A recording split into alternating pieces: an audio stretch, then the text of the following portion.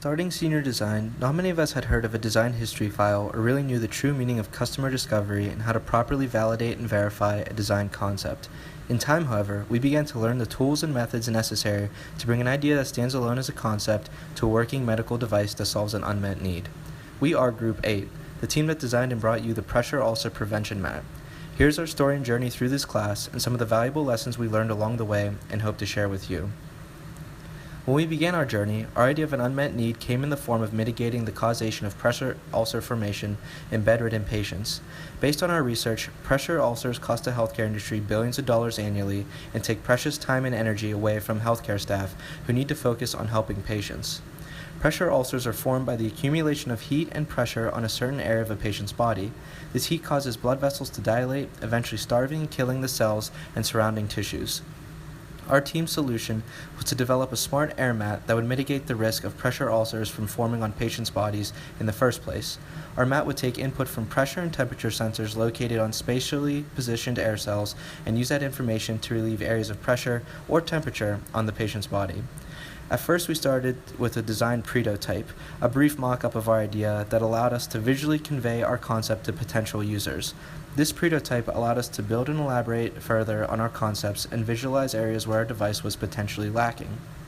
We then got in touch with Rojo, a company who manufactured a polyurethane mat for us to test. With this revision, we were able to test the material properties of our proposed idea and qualitatively check for comfort and durability.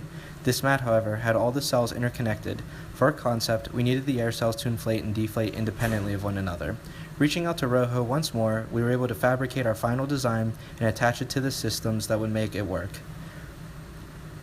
Our system was slightly complex to build, with individual circuitry and boards running for the system's sensors, solenoid valves, and air pumps.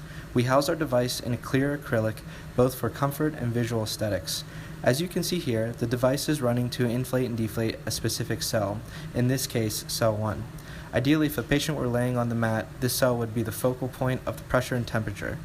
Upon deflating, that area would be relieved, proactively preventing the formation of an ulcer in the first place. Because the cells are so small, this system causes little overall movement in the patient while alleviating a certain concentrated area of pressure supporting the rest of the body. The cell then reinflates to once again support that area. We then verified and validated our concept, bringing to light some of the faults of our design while also highlighting its benefits and how it met an unsolved need. Our idea was professionally presented at several design expos where we received great feedback. Interviews with clinical nursing staff, physical therapists, doctors, and even a lawyer also helped in the process of validation.